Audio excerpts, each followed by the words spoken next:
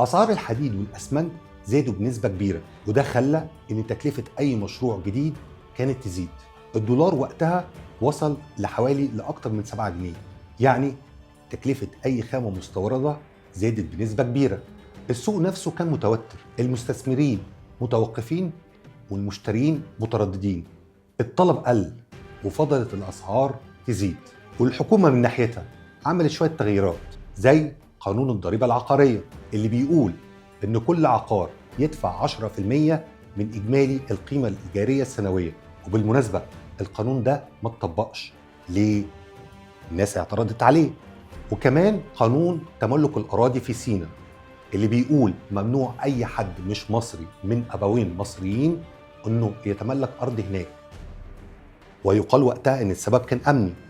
بس في ناس كتيرة كانت بتقول إنه هيأثر على الاستثمارات.